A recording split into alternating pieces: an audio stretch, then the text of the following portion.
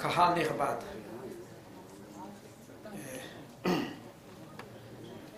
לפני שאני פותח את הישיבה האחרונה, אני רוצה להגיד כמה מילים.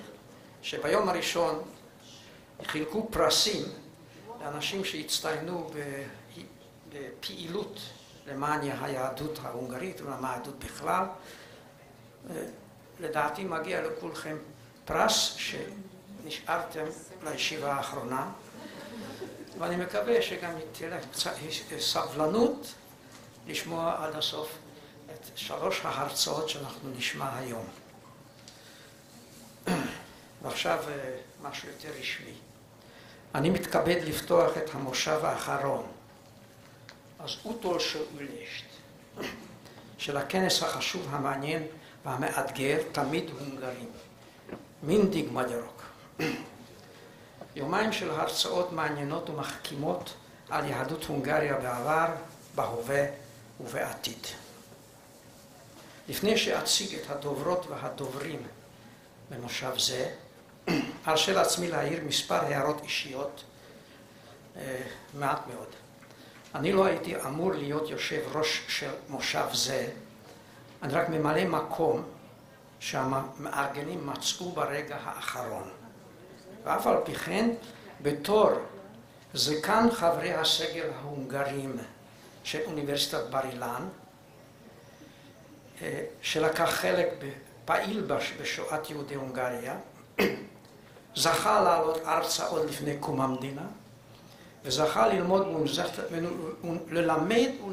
וללמוד באוניברסיטה זו, או ללמוד וללמד באוניברסיטה זו במשך 50 שנה.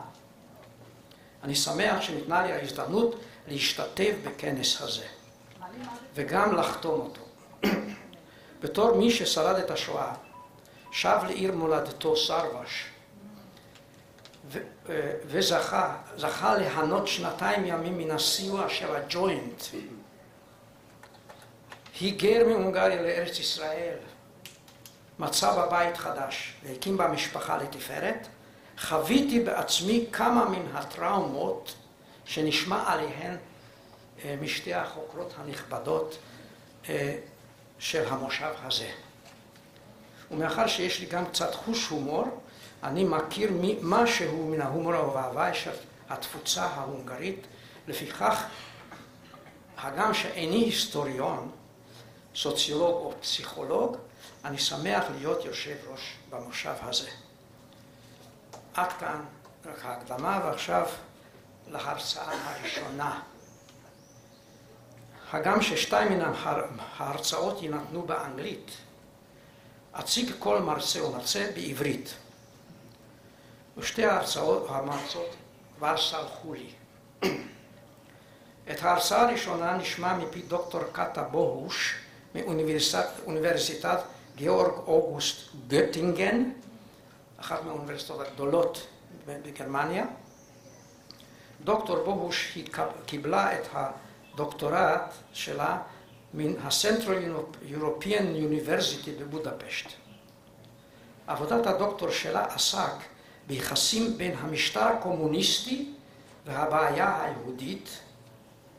היא פרסמה כמה מאמרים על תולדות היהודים בזמן הזה. היא גם פרסמה מאמר חשוב על התעמולה של המשטר הקומוניסטי במשך משפט אייכמן. כיום היא חוקרת את היחס לזיכרון השואה ותולדות הפרסום של יומנה של אנה פרנק בתקופת המשטר הקומוניסטי בהונגריה. אני מתכבד להזמין את דוקטור בוהוש להרצות בפנינו על הנושא ידידינו מהמערב ב' קשרים בין אגודות בינלאומיות ובין הקהילה היהודית וההונגרית בשנות הששים למאה ה-20. בבקשה.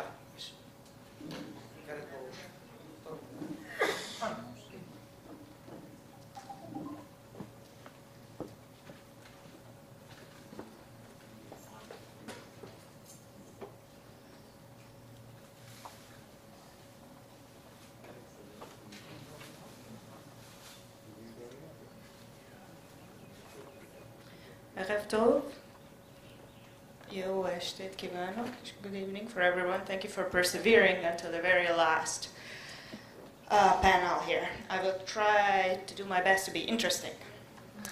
As you heard from Professor Kline, I have been dealing with something different in the past years, so this is something new for me. This is a paper or a research that is in the making, so please bear with me while this is also new to me, what I'm talking about. So, right after World War II, major international Jewish organizations, mostly the Joint and the World Jewish Congress, took up the seemingly impossible task of getting the remnants of Central East European Jewish communities back onto their feet. A number of scholars have already explored the nature and extent of this aid in the immediate post-war period, including the specific case of Hungary. However, this scholarly interest concentrated mostly on the years before the establishment of communist power. With regards to the years of communism, the consensus in academia seems to be that it was near impossible to establish any sort of normal relationship between communist regimes and international Jewish organizations. Therefore, scholarship has so far largely ignored the activities of international Jewish organizations during this period. Challenging this dismissive view, my study investigates contacts between them and the Hungarian Jewish community during the long 1960s. The so-called thaw period of the Cold War made it possible to re-establish relations that had been disrupted during Stalinism. Though these relations were under the strict control of the regimes, this was neither all-encompassing nor immune to the manipulation of the actors involved, including communist governments themselves. My talk attempts to shed light on the extent of the permeability of the Cold War's physical and ideological borders, as well as on the effects these border crossings had on those who were involved in them. Today I will concentrate on three intertwined organizations: the Jewish Joint Distribution Committee, the Claims Conference, and the fake organization which was used by the Joint to cover its activities when they were not allowed in Hungary on the account that the Joint was considered a Zionist organization, and that is called the Société de Secours d'Entraide, or I will just refer to it as SSE. You know, that communist regimes considered Zionism a nationalist ideology, and therefore they banned it. All these organizations aimed at offering support to Jews in and from Central and Eastern Europe, and they all managed to establish contacts with them during the Cold War. The Joint's humanitarian program in post-war Hungary was its largest in Europe, but collapsed in January 1953 when the Stalinist Rákosi regime banned its operations. During the subsequent few years, the JDC operated in Hungary through the SSE, providing economic assistance to over half of Hungary's Jews. The story of open contacts of international Jewish organizations with Hungarian Jews during the post-Stalinist period begins, unsurprisingly, in 1956. Today we know that the 1956 revolution resulted in a huge refugee wave that included a substantial amount of Jews. They constituted about 10% of the 200,000 people who left Hungary at this time. That is about 20 to 22,000 people. The sudden and dramatic refugee wave was a surprise to the contemporary world, including international Jewish organizations. From the beginning of the refugee crisis, the JDC viewed itself as the only and most competent organization to help Jewish refugees from Hungary. As early as November 1956, Charles Jordan, who was the acting chairman of the JDC, bluntly told his colleagues within the organization, "Let's face it, we are the first there, we are the first to render the most minimum assistance, and we cannot wait for the machinery of bureaucracy of government to get started, because it always comes too late with too little." Indeed, the Joint's decentralized structure with main offices in New York and Geneva allowed it to react quickly and efficiently. The JDC office in Vienna increased the number of their staff by sending in help from all parts of Europe, the staff's wives, husbands, any kind of relatives, and also paid volunteers. during the crucial period of November 1956 and March 1957. It sent into Hungary extra relief supplies, including kosher meat, through the International Red Cross. The JDC was among the first to recognize the particular needs of fleeing Orthodox Jews and was able to separate this group from the rest of the refugees and provide them with their own living quarters. The organization arranged trucks to pick up Jewish refugees at the Austrian border who arrived on foot and provide them with shelter. With the help of its New York office and a quick fundraising in the United States, the Joint allocated a substantial amount of money to Austria in 1957 to aid Hungarian refugees. The 1956 amount, which was $250,000, was raised to $600,000 in 1957, which is a 240% increase. It's huge. Though, as the refugee wave died down, the Joint's expenditures were gradually reduced. This refugee movement substantially modified the structure and aim of the JDC's activities in Hungary and also in Eastern Europe. In 1956, a separate budget bracket was established within the JDC to cope with the refugee problem. This budget post was then retained annually in order to meet the needs created by a successive wave of refugees from Eastern Europe like Poland and Romania. For this purpose, about $4 million American were dispersed from 1956 through 1964. Thus, the Hungarian refugee wave in 1956 enabled the JDC to act quickly and efficiently during similar subsequent situations. Initially, the JDC leadership was convinced that the 1956 Jewish immigration wave would encompass the great majority of Jews still living in Hungary. However, after the initial excitement, they quickly realized that not only did the majority of Jews stay in Hungary, they needed help more than ever before. It seems that because many of the young people have left, older members of the family who have previously depended upon them for support are now in need of outside help, observed Charles Jordan in early 1957. Now, to the great surprise of the JDC's leaders, János Kádár's government seemed to be more than eager to facilitate this increased outside help. They initiated a meeting with the representative of the SSC in Budapest, Erwin Heimann, to renegotiate the terms of the already ongoing assistance program. Heimann himself was baffled when the Hungarian state representatives agreed to increase the rate of exchange with 40%, thereby making possible an increase in the measure of help for the Jews in Hungary. If that wasn't enough, the Kádár government also allowed the Hungarian Jewish community to join the World Jewish Congress in 1957 and to hold meetings with the leadership of the Claims Conference in Zurich, Switzerland. This way, the administration allowed Hungarian Jewish representatives to submit direct applications for aid to the Claims Conference for the first time ever. So why this enthusiasm on the part of the Hungarian Communist administration? Where there are several intertwined factors at play here.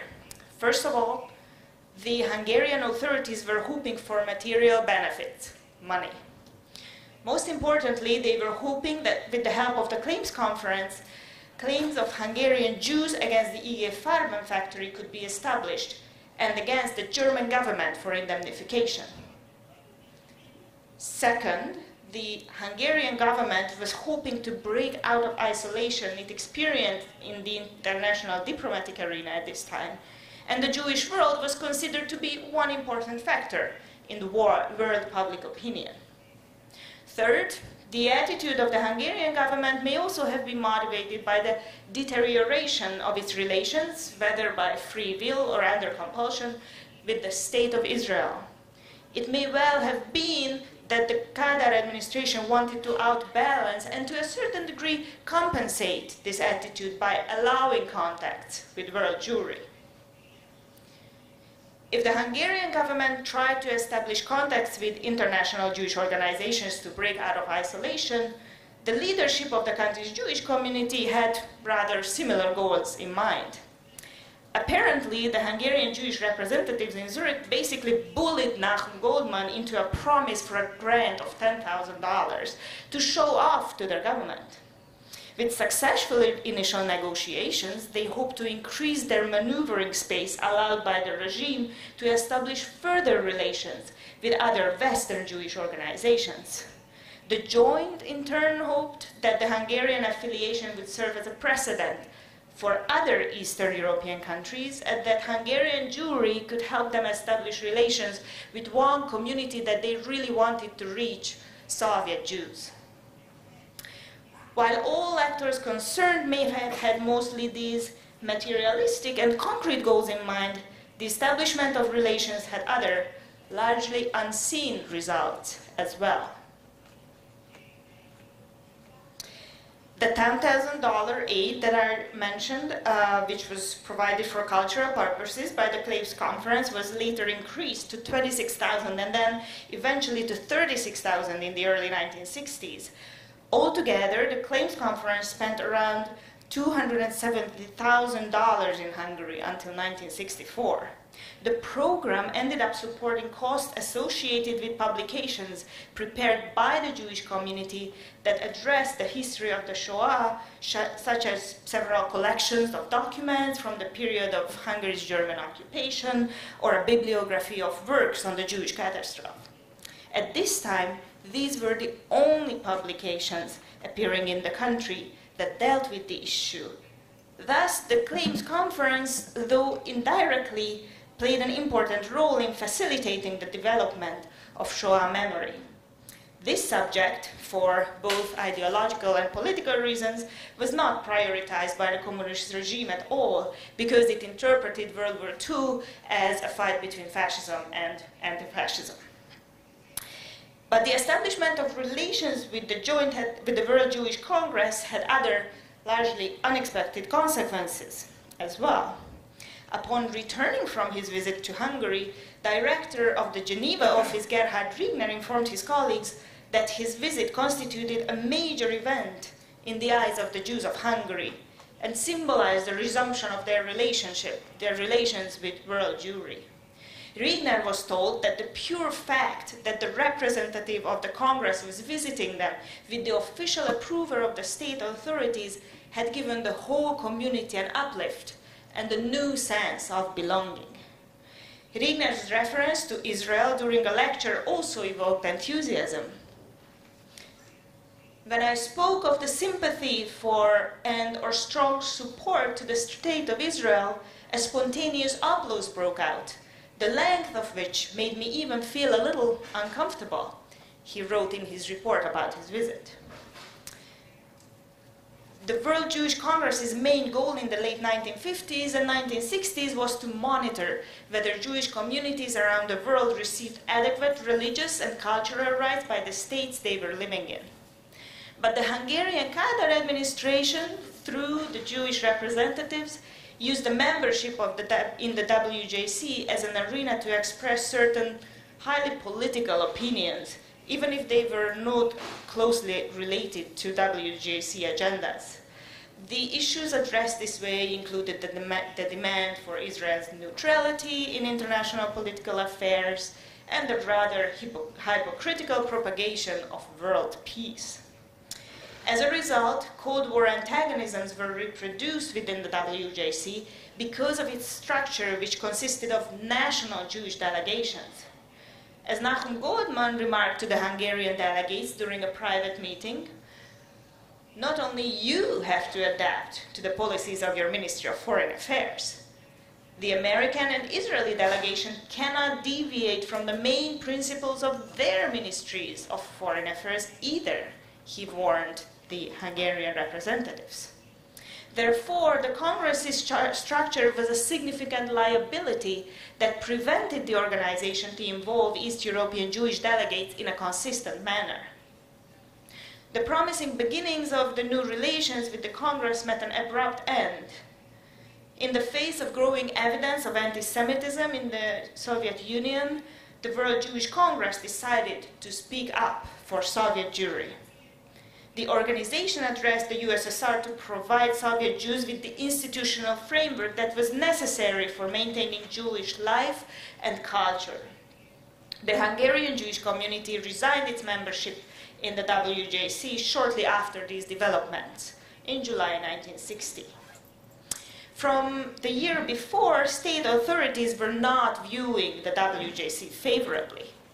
However, it seems that the decision to disaffiliate was not an instruction from the Hungarian government, but a step initiated from below by the leadership of the Jewish community, and personally by the president of the National Office of Hungarian Jews, ANdrאה Sós. His position within the community was deteriorating, as some disapproved of his unconditional loyalty to the communist regime and assimilationist course. Sós tried to prove his loyalty to the administration first by labeling as Zionist any member of the Hungarian Jewish community who disagreed with his course, or attempted to talk to the WJC without Sós's presence. He took this so far as to pushing disaffiliation from the WJC on the accounts that it had been overtaken by the Zionists. Thus, however, incidentally, the activities of international Jewish organizations in Hungary brought forward already existing antagonisms within the leadership of the Jewish community, which in turn played a role in the breakdown of relations in the early 1960s. The SSE was established in 1953 with the explicit goal to facilitate the transfer of money from the JDC to the secret Israeli organization Nativ, and as such helped this office to work towards Jewish emigration from Central Eastern Europe. Nevertheless, in the late 1950s and early 60s, the primary goal of the SSE was to provide aid for needy Central East European Jews rather than to instigate for emigration. After the breakdown of the Hungarian Jewish community's relations with the WJC, the Joint still financed both the clandestine so-called Relief in Transit program and the SSE, through which some much-needed aid reached the Hungarian Jewish community. Everybody concerned knew very well where the money was coming from, including the Kádár administration. Charles Jordan remarked quite proudly to Erwin Hyman about this situation that the assistance which the Jews of Hungary are getting is altogether attributed to the Joint, without reference to the SSE. It is really surprising how freely these people talk about it. From 1957 onwards, the yearly $400,000, which had previously arrived in the form of aid packages to Hungary from the SSE, started to be channeled through the Hungarian National Bank as cash. The Hungarian state not only benefited from the high exchange rate, but in the early 1960s, the Office of Church Affairs purchased several fancy Western cars, for example, Chevrolets, for its personnel with the help of this SSE money. While the GDC was struggling to reach the neediest Jews behind the Iron Curtain, a small movement started among young Hungarian Jews that went completely undetected by the organization. Small groups of young Jews in Budapest and Szeged mainly started to gather outside the synagogue to discuss contemporary Jewish topics, including the international political situation of the State of Israel.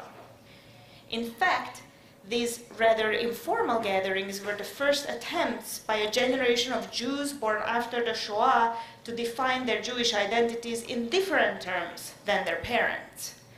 Seeing that despite the loyal behavior of the official Jewish leadership, the possibilities of Jewish self-expression were severely restricted, and the only possible Jewish self-identification, religious, strongly supervised, the doubters questioned the viability of the compromise.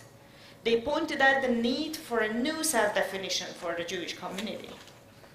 This movement, as I said, went completely undetected for years by the radar of international Jewish organizations.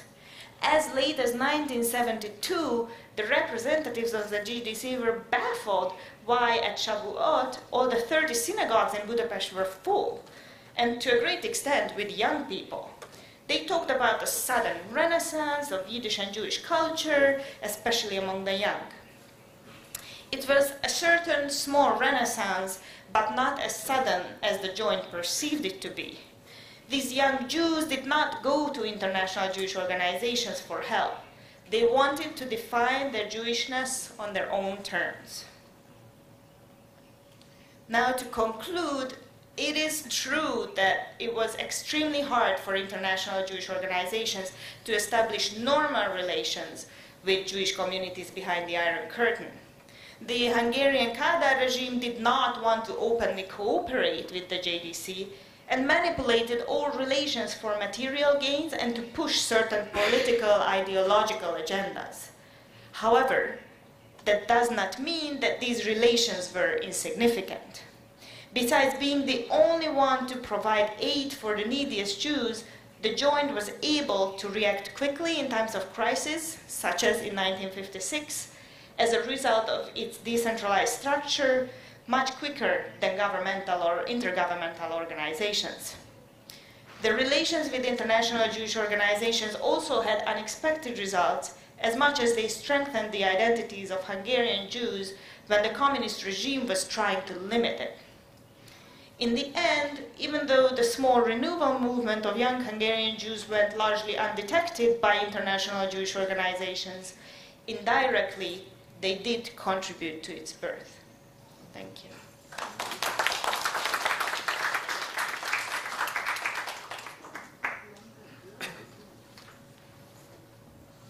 תודה רבה לכת בוהוש על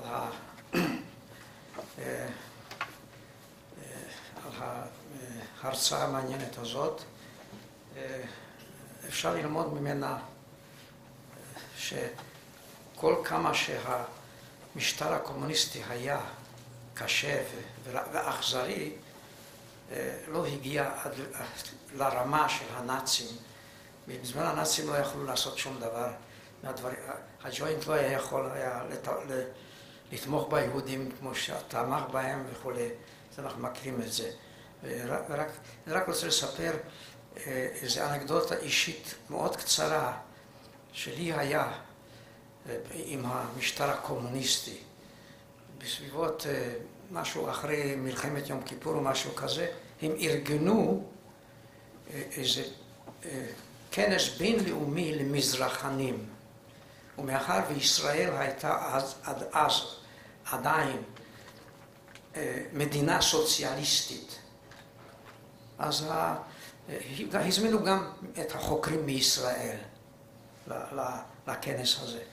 אני מקבל גלויה מפרופסור קומורוצי, שכולם מכירים, שביתו הרצתה פה היום, מקבל גלויה קטנה שהוא מזמין אותי לכנס הזה. כתבתי לו גלויה בחזרה בהונגרית. הוא כתב באנגלית. אני כתבתי לו בחזרה גלויה בהונגרית, שאני עכשיו מאוד טרוד ואין לי זמן וכו', אז אני מתנצל שאני לא אוכל להיות בזה. אני מקבל ממנו בחזרה גלויה. מי אתה? מה אתה? איך אתה יודע הונגרית?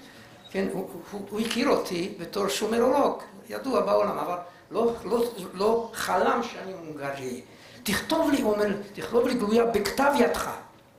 כי הוא חשש שהקג"ב, או מישהו, זאת אומרת לא הקג"ב, המשטר ההונגרי, זאת אומרת המשטרה ההונגרית, היא תטמון לו איזה משהו, כן, ממני שהוא לא לגיטימי וכו'. אז כתבתי לו. אז זה היה חוויה אישית שלי עם המשטר הקומוניסטי. טוב. המרצה השנייה במושב הזה היא דוקטור אנדראה ריטר, מן הסמינר לרבנים בבודפשט, שמכונה היום Jewish Theological Seminary University of Jewish Studies. הסמינר האוניברסיטאי התיאולוגי ללימודי היהדות. תחום התמחותה של דוקטור ריטר היא פסיכולוגיה קלינית. עבודת הדוקטור שלה עסק בתיאוריה פסיכואנליטית. היא עוסקת בחקר השפעת האסכולה הפסיכואנליטית ההונגרית על האסכולות המקבילות בצרפת. בין השאר היא עוסקת בחקר העברת טראומות מדור לדור, טראומות כתוצאה מן השואה, טראומות שקשורות בנטיות מיניות שונות וכו', ודרכי ריפוין. היא מרצה מלאה בסמינר התיאולוגי, ויחד עם זה היא בעלת פרקטיקה פרטית בתחום הפסיכולוגיה בבודפשט. דוקטור ריטר תרצה לנו על הנושא Immigration and Hungarian Jewish Identity after the Holocaust, the basis for a psychological comparative study. בעברית זה הגירה וזהות יהודית הונגרית אחרי השואה, בסיס למחקר משווה פסיכולוגי. דוקטור ריטר, פליז.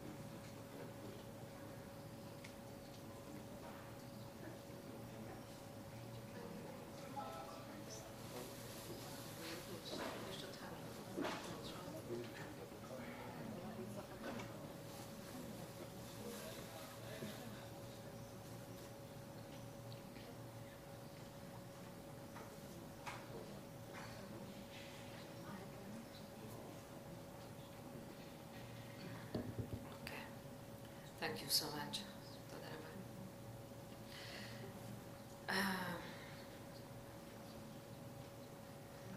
In my lecture, I will reflect on the psychological aspects of emigration. I will just mention a few aspects and outline the framework of a possible study. As I said, better? Well, I don't like it. Okay.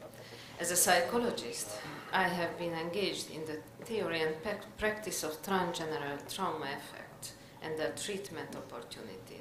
I have always followed the traditions of the Budapest Psychoanalytical School, and I received my training also according to this. My master was Teres Virág, psychoanalyst. She was the first professional in Hungary who was not afraid of speaking overtly about the Holocaust trauma and its consequences. I took notice of the psychological aspects of emigration in Hungarian communities a few years ago. Now, trying to explain these aspects, I will use the theories of transgenerational effects I was interested in earlier from other perspectives. Thus, dealing with emigration can be seen as a synthesis of the previous theories as next step to integrate ethnicities, generations, locations, historical ages, communities, and individuals into a complex system with the help of psychological theories. Identity in current theories does not mean a static entity, but it's a process with external and internal features, everything that belongs to individual and social identity.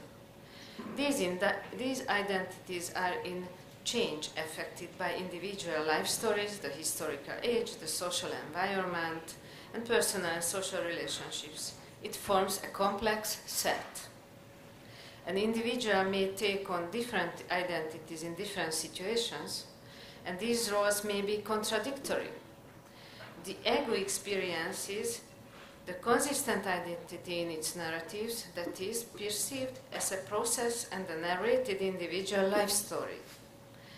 It's also a social construction which indicates how much our self-image depends on our social environment and structures. It's a key factor in emigration. As Porrico wrote, man resides in his individual life stories.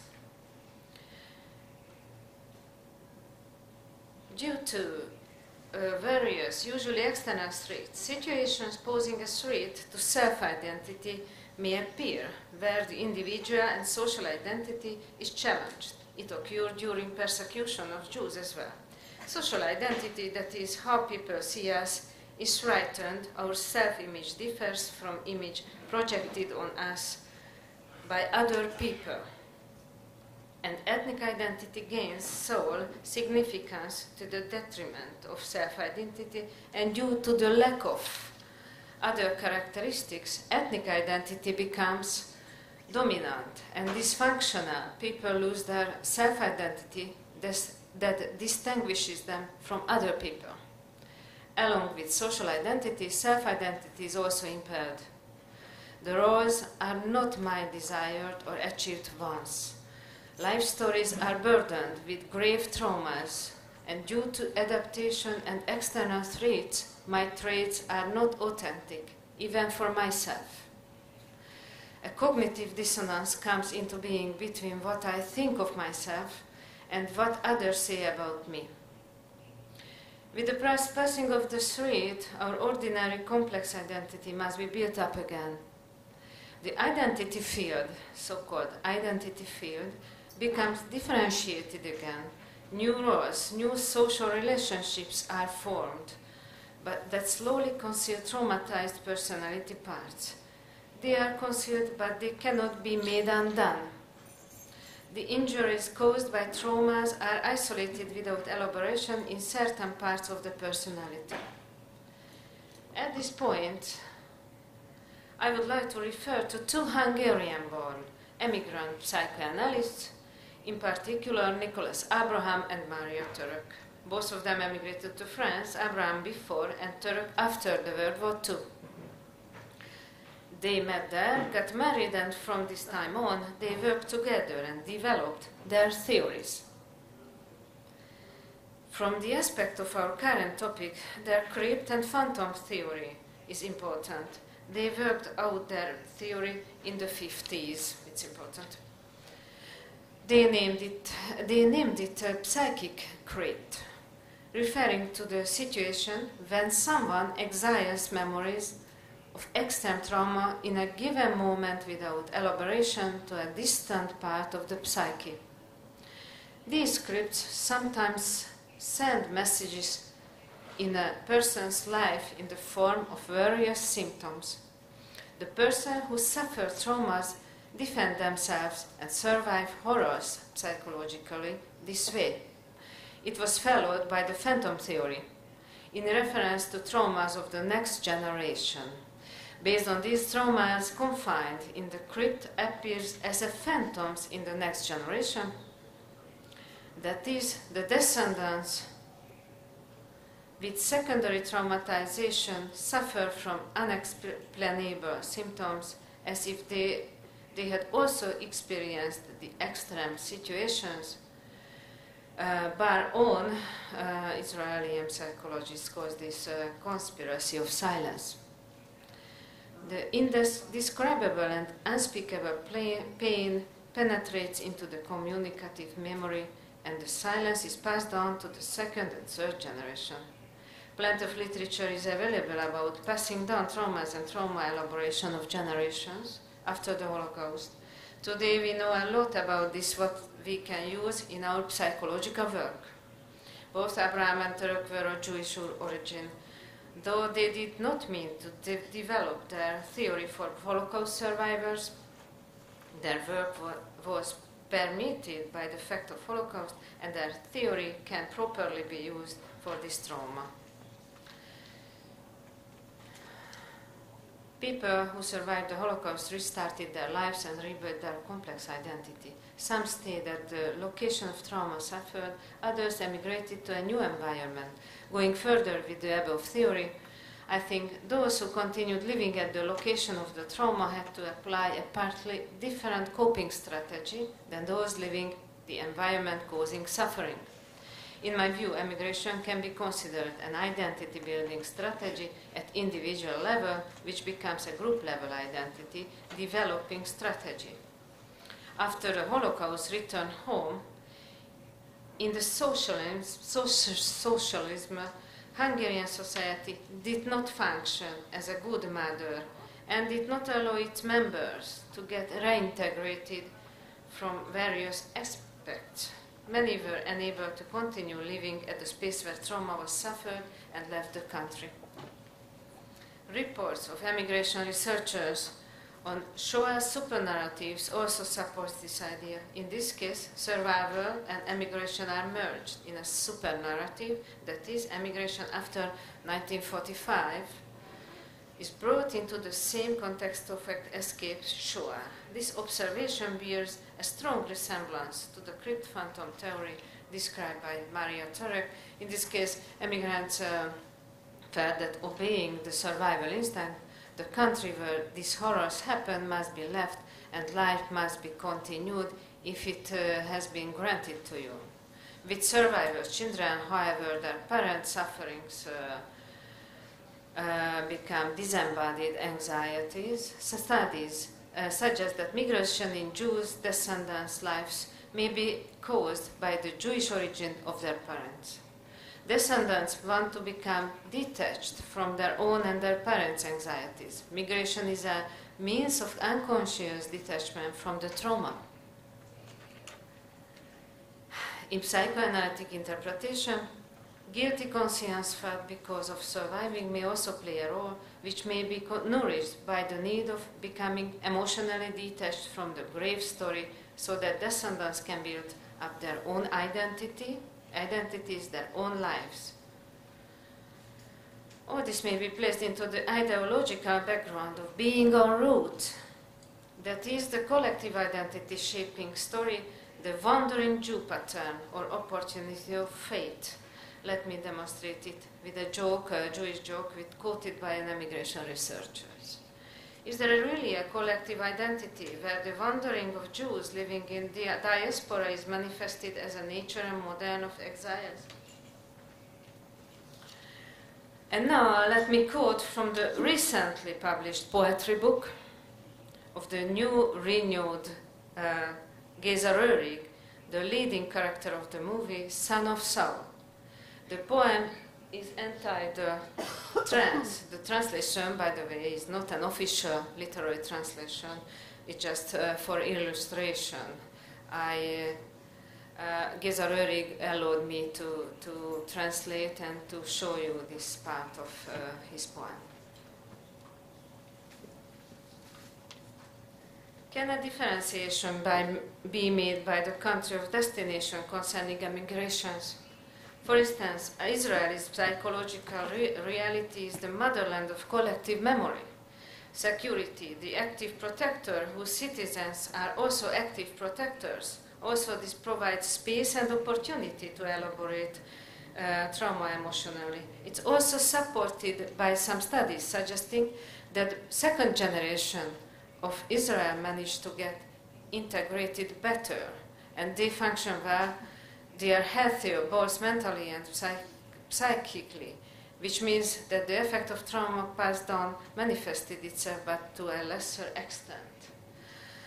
Several types of comparison must be made in a comparative study yet. It will be worth studying the differences of social structures and the coping strategies of Jewish, non-Jewish, economic, political, ethnic migrants, etc. ANdrאה on the narrative. I shortened the lecture. New identity narratives on the narrative. Migration creates a rupture in the narrated collective or individual life story. That is, in the narrative structures, just like the Holocaust, there can be no poetry after Auschwitz said, Adorno.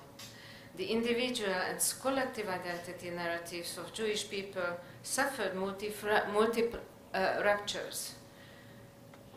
The rest separation of Jewish people in the Holocaust who assimilated before the war and excluding them from the majority group burned the feeling of isolation into Jewish people's mind forever and started a new chronology.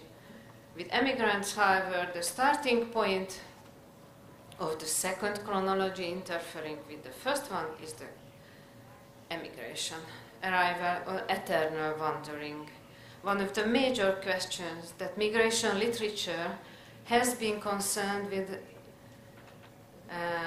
for decades, the assimilation of emigrants into the host country's society, the effect of migration on ethnic identity.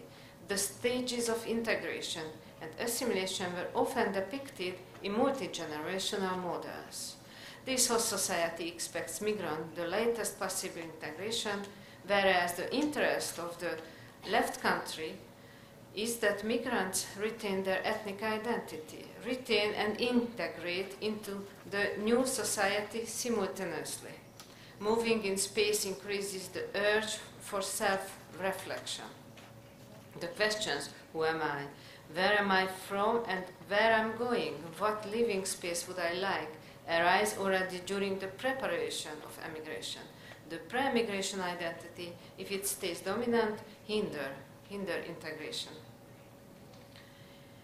If it's buried, just like when a survivor is waiting for their fate in a psychic crypt, will be integrated into the identity field parallel with integration at best. All this happens in the individual space-time when remembrance and history meet and forms a life narrative which is formed in the space-time, affecting even the past as a consequence of new experiences. Emotions, positive and negative experiences, organize and reorganize an individual life's narrative.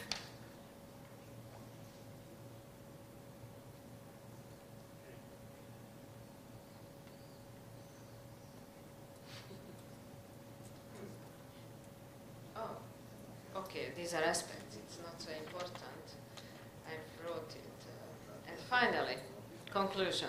What should be studied? Nowadays, living in emigration has lost its exotic nature and has become almost everybody's normal existence. Writes an emigration researcher. Today, due to globalization, modern diaspora and transnational communities are being formed with present-time multiple ethnic identities and identities based on origin.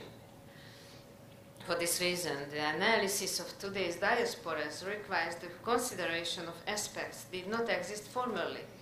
The reorganization of diasporas can be observed because their members are present in the host and old countries at the same time. The comparative psychological study I suggest may focus on new dimensions with the help of means of globalization. The routine narrative in-depth interviews would be preceded by a questionnaire and perhaps a simple psychological questionnaire. Since the answers may be sent from all over the world, their analysis and comparison offer enormous opportunities, allowing multi-aspect analysis of the data received. Respondent may enroll for a face-to-face in-depth interview conducted according to predefined aspects and could form the second stage of the study. Other forms of interviews may also be considered, such as individual or family interviews. The first two stages may be completed by fieldwork, participant observation, along with the path of life interviews. The ideal form would be an international research project conducted by several countries, and participants are welcome. Thank you for your attention.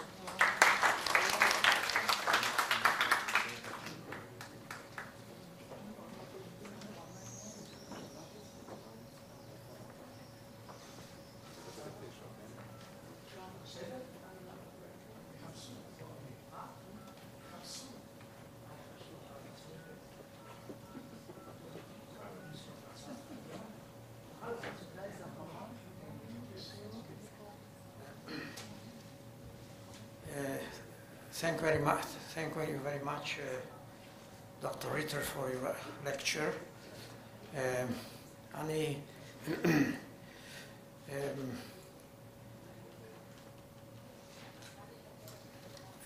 עכשיו אנחנו נעבור, אחרון חביב, המרצים, היום הוא פרופסור משה סמט, מן האוניברסיטה העברית. פרופסור סמט הוא יליד הונגריה, כמוני, שעבר את השואה בברגן בלזן. זה כמובן היה קצת יותר קשה מהארבייטסלאגר שאני הייתי בו, ואחרי גלגולים שונים עלה לישראל. הוא בוגר מדרשיית נועם, ישיבת פוניבץ', ישיבת חברון. בקיצור, הוא תלמיד חכם. את שלושת תאריו בחינוך וסוציולוגיה למד באוניברסיטה העברית בירושלים. הוא הרצה באוניברסיטת חיפה ובאוניברסיטת העברית עד פרישתו לגמלאות. במהלך שנים אלו הוא גם עסק בחינוך, הוראה וייעוץ חינוכי במוסדות חינוכיים שונים. בשנת 1979 ו-1980 פרופסור סמט שימש כקונסול מיוחד לענייני חינוך בניו יורק, וב-1991 לימד בבית המדרש הנאולוגי לרבנים בבודפשט. חידושי פרופסור סמט מתמקדים באופני התמודדות היהדות עם המודרנה. הוא הוכיח כי האורתודוקסיה איננה המשכה הישיר של היהדות המסורתית, אלא מהווה חידוש של מהמאה ה-19, שבא בתגובת נגד לתהליכי המודרניזציה ותנועת הרפורמה הדתית. הוא גם חקר את תנועת ההשכלה הברלינאית וכתב על שאול ברלין ומשה מונטפיורי. כמו כן עסק בסוגיות יסוד כמו יחסי דת ומדינה, מיהו יהודי ועוד. פרופסור סמט ירצה לנו על הנושא הפיקנטי, הומור והוואי בתפוצה ההונגרית. בבקשה, פרופסור סמט.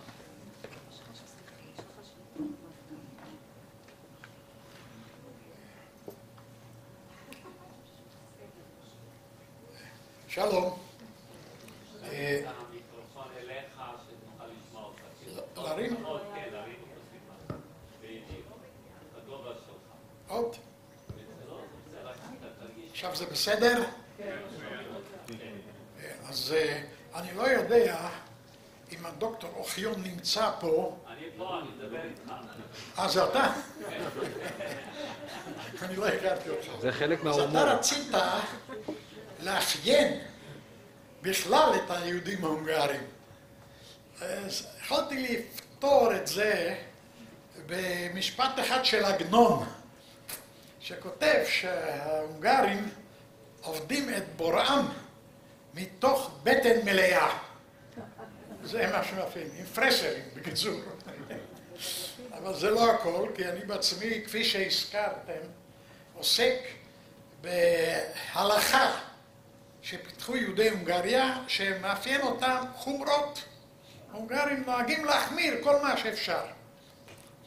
לאחרונה קצת נהייתי יותר מתון, אבל זה היה בדוקטורט שלי.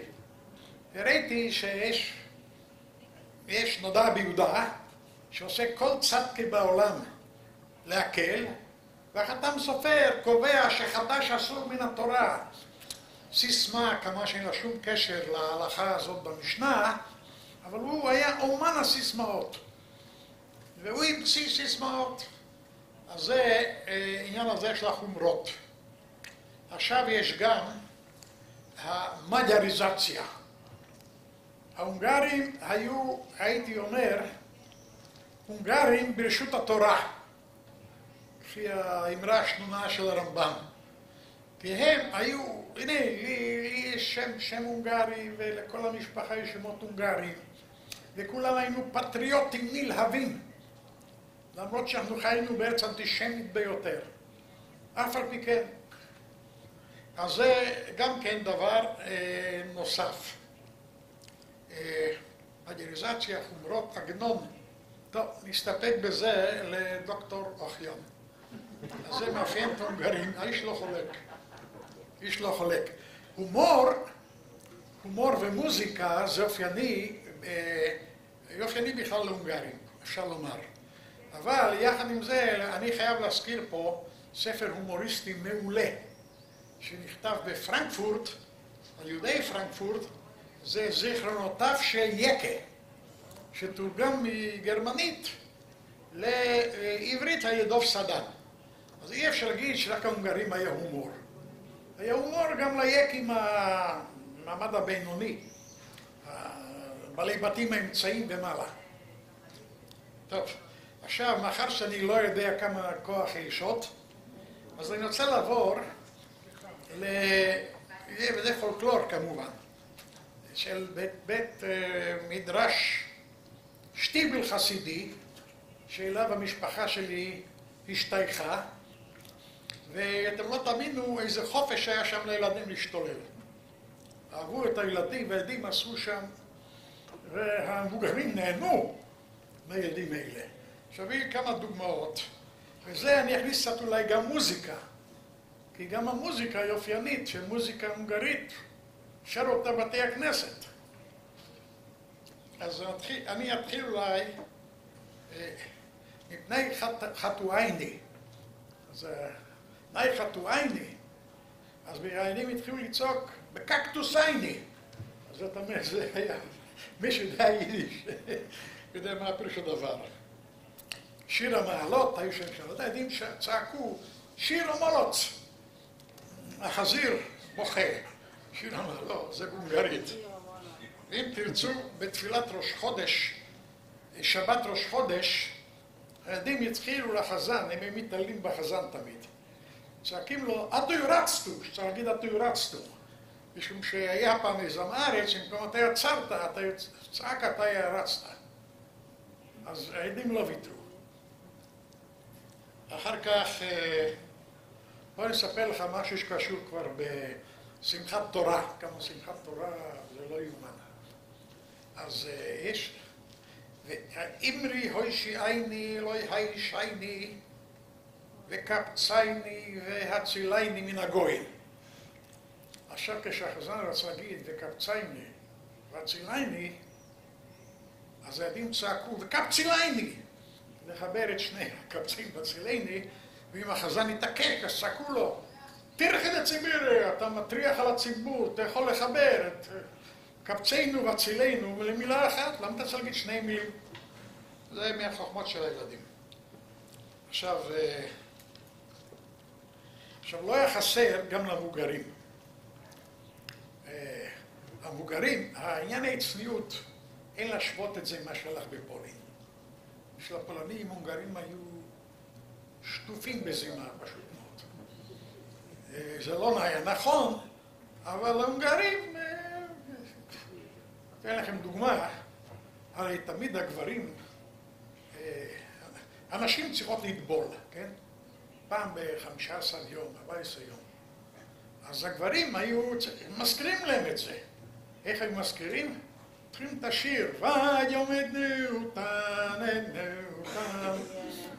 אז ככה הזכירו לאנשים, הגיע הזמן לטבול.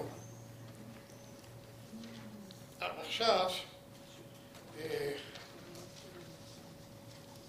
טוב. עכשיו הרבנים. תראה לכם עכשיו משהו חריף מאוד, שמעתי מפי יהודה, שהיה שגריר באום כמה שנים, הרבה שנים. בלום. אז הוא נכד של הרב שהיה רב בהוסט. אמרם בלום. שמו מת נקרא, שמו של יהודה נקרא על שם הסבא. אז אמרם בלום, הוא הגיע שם ואלו חסידים ועשו לו צרות. וכי המר"ם שיק שקדם לו, ב-12 בלילה עוד למד. בסוף ימיו מת התעוור, הוא שילם על מחיר על השמדנות הזאת. אז זרקו לו חלוקי אבנים קטנים שרואים אור, אז זרקו לו. אז הוא נמאס לו פעם, פתח את החלון של מה רצונכם.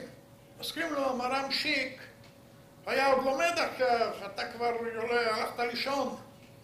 אז הוא שאל אותם, אתם אהבתם את המר"ם שיק? אז הם אומרים, כן, ודאי. אז הם אומרים, אז מה אתם מחכים? למה אתם לא מצטרפים אליו? זה הומור הונגרי. אתן לכם קצת דוגמאות של... היה גם הרבה אכזריות. שמישהו יהיה לו שם, ידבק לו השם, אז לא שר מעליו. אז למשל, הנין של החתם סופר, אז זה החתם סופר, כתב סופר, שבט סופר. שבט סופר היה כבר בשנותיו האחרונות מאושפז. אבל הבן שלו, עקיבא הסופר, הוא לא היה למדן ברמה של אבותיו, אז קראו לו הטעות סופר. וקראו לו ככה, תמיד קראו לו ככה. כן. יש דוגמה אחרת שכדאי. היה אחד שכתב ספר זיכרון לחתם סופר, כך נקרא ספר זיכרון, ל100 שנה למותו של החתם סופר. עכשיו, הם לא אהבו אותו, ההונגרים, היהודים. הוא היה לקטן, היה לו עיתון, והיה מלקט חידושים מכל העולם. היה איש חשוב, היה תלמיד חכם וכו'. אז במקום לקרוא, אז השם היה לו עיתון רבני תורני ששמו היה וילקט יוסף. שמו היה יוסף שוורץ, יכול להיות שמישהו שמע עליו. אם לא, אז הם קראו לו, ההונגרים, קראו לו, וכך כינו אותו, וכך ציטטו אותו. אולוקוטוש יושקו. כך קראו לו, מסכן לא עזר לו שום דבר. הוא היה תן חכם ותמכו בו וכולי, אולוקוטוש יושקו. אז הוא גם התנצל קצת, כי הוא עשה דבר שלא עשו לפניו. זאת אומרת, הוציא ספר יובל, לכבוד החתם סופר. אבל אין לזה תקדים, וזה חדש אסור מן התורה. כל מה שהיה חדש היה אסור מן התורה. אז זה דוגמאות מסוגים שונים. עכשיו אני רוצה, אני אולי קצת בשמחת תורה וקצת בפורים גם, כי זה שייך. בשמחת תורה הייתה השתוללות כמובן, זה היה מותר, זה היה בהתר, גמור, לא עברו על שום איסור. אז סוף ההקפות, וזה אני לא זוכר אם זאת הייתה הקפה האחרונה או הוסיפו הקפה.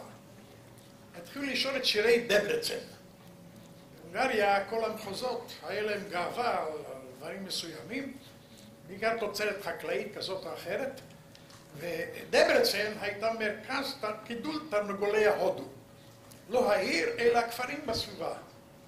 אז שרו דברצן בקיינבני, פויגוקוש קיינבני, ויאסקוץ' יוקוש אוקוש, כי יוגריקו פויגוקוש. אז זה שרו ורקדו. והיה עוד שיר, שאני זוכר את שני אלה. השני היה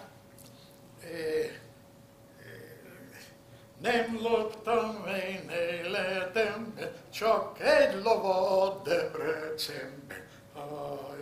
לא צריך את ההמשך. רקדו על זה בהתלהבות שלא גנבתי סוסף בדברצן. זה היה בית הכנסת, כן? עכשיו אתן לכם עוד משהו. בפורים, שרים אצלנו, מי לא מכיר את השיר, חיה ודה לבשמי, מישהו לא מכיר את השיר הזה? אז זה רבים כאן בפורים. מכירים, אז אתם לא יודעים שמילות השיר הזה זה שיר זימה הונגרי. כן? המנגינה נלקחה משם. את השיר הזה, אני זוכר אותו, את כל השיר. אין שום שיר שאני זוכר אותו. חוץ משיר קצר שיהודה לוי ש4 שורות. כן? אבל זה שיר שזוכרים, מי יכול לשכוח שיר כזה? כן, הוא הצעיר מספר שהוא יורק על הבנות, לא יש מאהבת נשואה, אז מה הוא צריך? כן. וזה היה סי פוסוינה קוריזלו, קוריזלו, קוריזלו. נראה שהם מכירים את זה. זה היה שלאגר היסטרי. עד כדי כך שהייתי בבודפשט ב-91, זה עוד היה שלאגר, ואני זכרתי את זה מהונגריה, כשהייתי בן 9, שהגלו אותנו. טוב, עכשיו אתן לכם עוד... הבאתי יש! אני אתן לכם עוד איזה רק דוגמאות קטנות, שאני לא אכנס. קודם כל הזכירו כאן את רבי יויליש. קודם, אתם זוכרים? רמי סטמר. אז כדרך כל ההונגרים, וזה היה הונגרי, פרא אדם שלא יומן. אמרו רק את מקצת שבחו כאן. ריחמו עליו. יש תמונה גדולה מאוד שהצבא ההונגרי הפשיסטי חוזר לסטמר, אחרי שהונגרים השתתפו למלחמה עם היטלר, אז הוא משהו ענק. ושבו בנים לגבולם. סוף סוף ההונגרים, הוא היה פטריוט הונגרי עצום, אין מה לדבר. אבל תן לכם משהו, בכל זאת איזה בדיחה קטנה. איך קוראים לו? שמעתי איזה פנחס פלי. מישהו שמע על פנחס פלי, היה בזמנו עיתונאי ידוע, פרופסור לפילוסופיה בבאר שבע, והוא היה יוצא ונכנס אצל רבי מסטמר, כי הסבא שלו היה חזר בוכה של רבי יויליש. זאת אומרת, רבי יויליש, כנער צעיר, קיבל אדם תנחה מבוגר, שיחזור איתו על זה. וזה היה סבא של פנחס פלי. וכמובן רבי זכר את זה. והוא נכנס לרבי, הרבי הזמין אותו. הוא התחיל להוציא עיתון פנים אל פנים בניו יורק. עיתון כזה צהוב חרדי, חצי צהוב, חצי חרדי. אז הרבי קורא לו, ונותן לו $500. אז הוא אומר, אבל זה בתנאי, שאתה לא כותב יותר, קודם הוא שאל אותה, אתה קורא את העיתון? הוא אומר, לא, זה ביטול תורה, אין לי מה לעשות לקרוא עיתון. אז הוא אומר לו, אבל זה בתנאי שאתה לא כותב עוד פעם על הרצל. אז הוא שואל אותו, אם הרבי לא קורא את העיתון, מאיפה הרבי יודע שכתבתי על הרצל? אז הוא אומר, נראה איך הקוידי שזה קלייניקאית. זה דבר של מה בכך. אתם מבינים קצת יידיש? ברור. ברור. קוידי שזה קלייניקאית. אבל הקלייניקאית הזה, זה קשור גם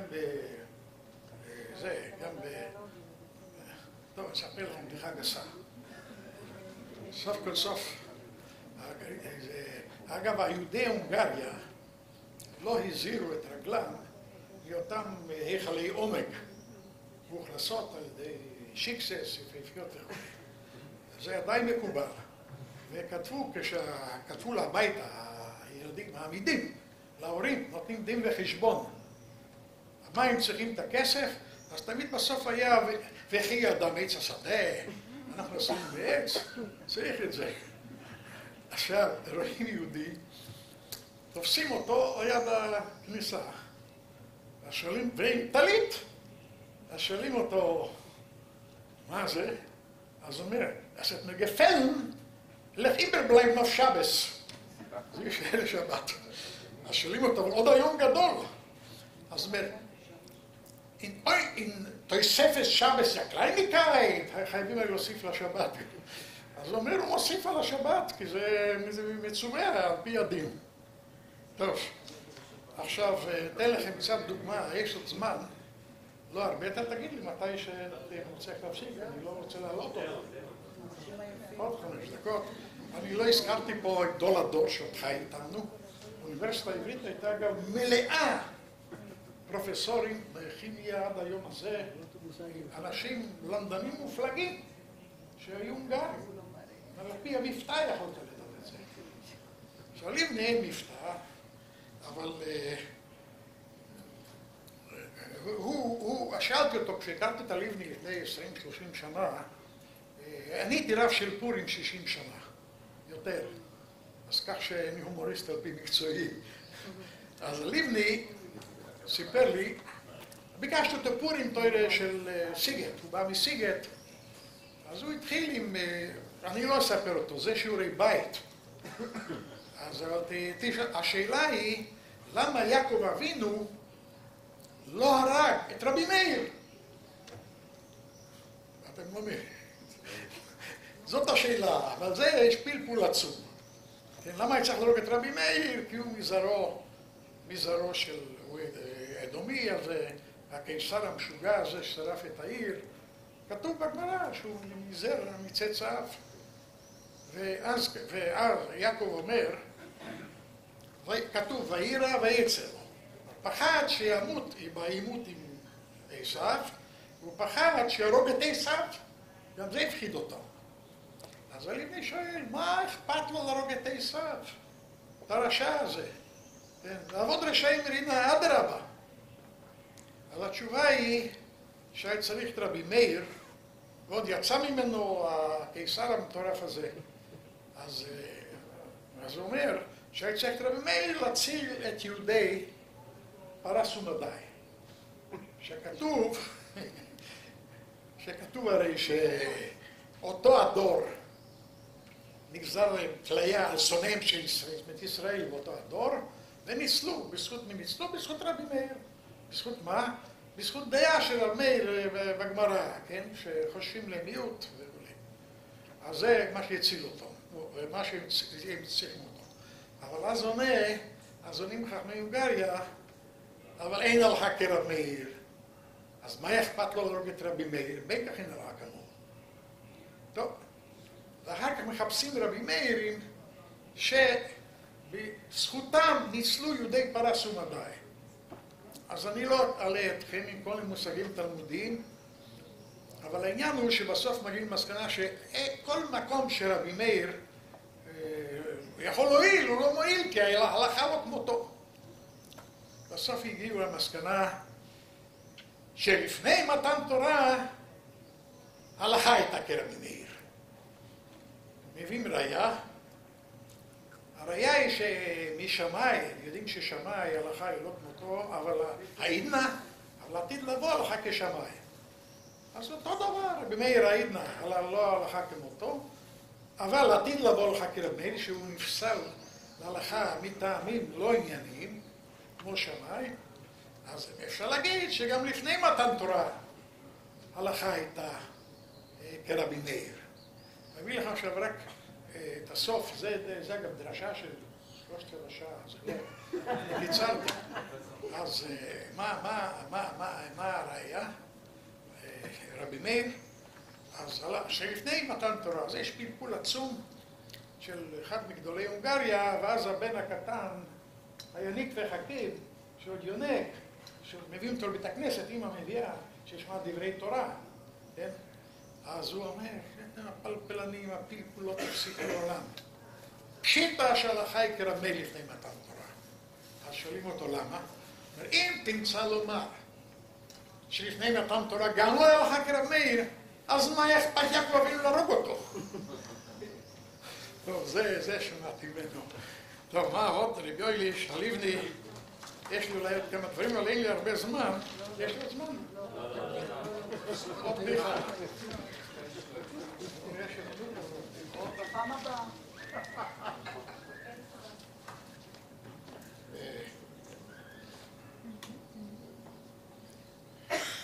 כן. טוב, אתה יודע מה? אני מותיר לקהל. מותיר לקהל.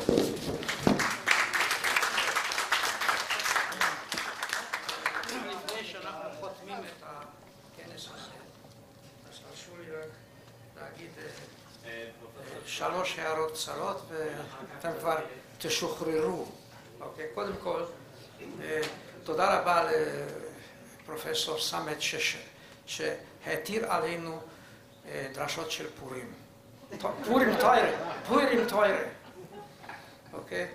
הוא הזכיר את הליבני, אז אני מוכרח להגיד לכם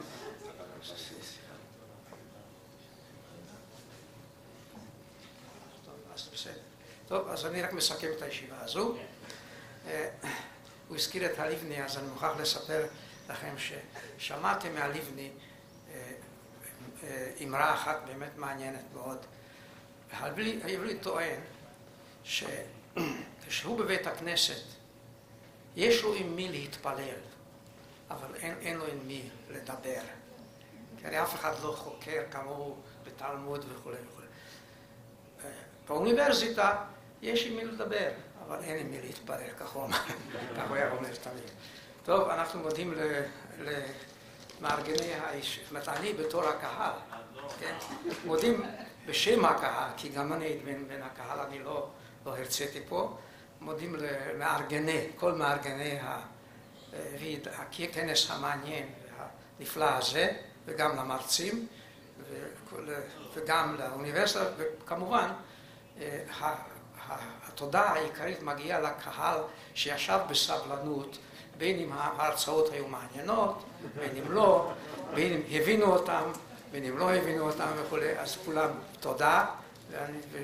ועכשיו אני שמעתי שיש מישהו מהקהל פרופסור שמעון אוחיון. אני לא מסכם, אני מבקש יחד איתנו, חשבנו שגם היום פרופסור חנה יבלונקה, שגם היא עבדה על הכנס הזה מסיבות משפחתיות, היא איננה, אבל יש לי באמת הכבוד והעונג להזמין את חבר הוועדה האקדמית דוקטור רפי וגו, שהוא יסכם. בבקשה.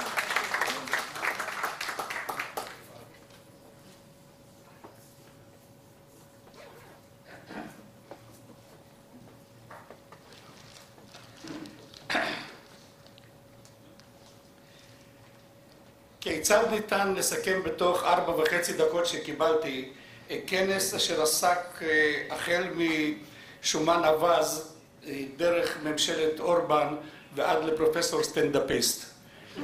מאחורי הציר הזה מסתתר כנס נהדר, מוצלח מאוד, ואני מוכרח להגיד שהכנס הזה היה מאורגן היטב, ושוב תודות. תודה מיוחדת גם למר אנדראה שייזלר, יושב ראש הפדרציה של הקהילות בהונגריה, שברוב עיסוקיו אבל התפנה כדי לשבת איתנו ביומיים האחרונים, ותודה רבה לך. לרוני לוסטיג, בבקשה?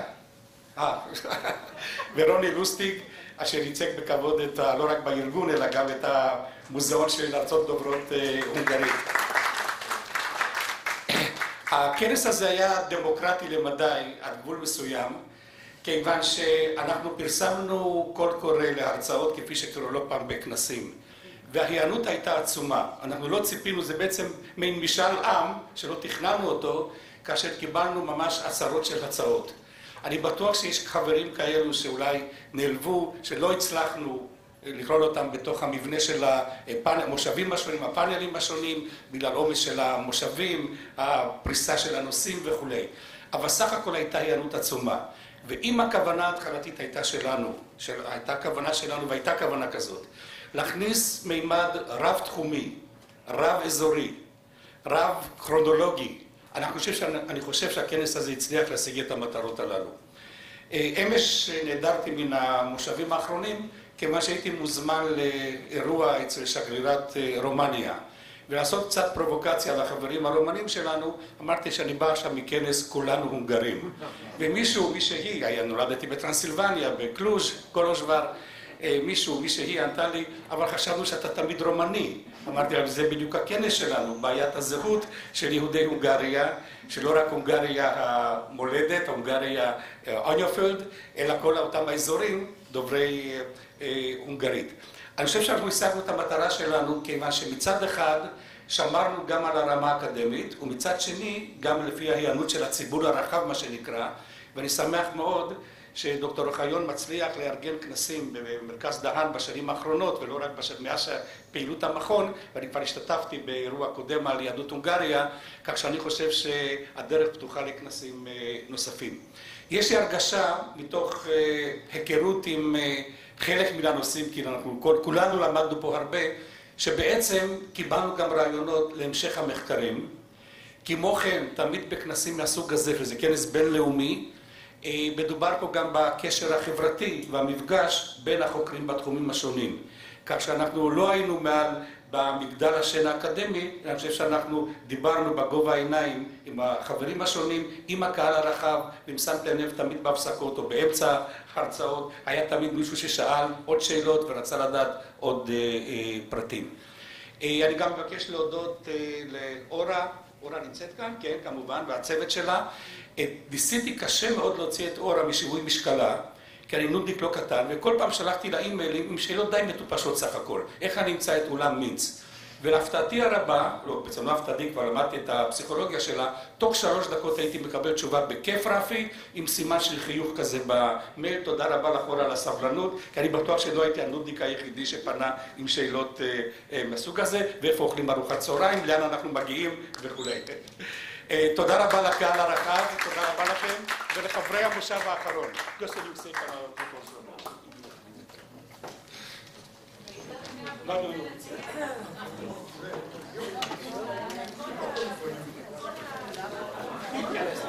Okay.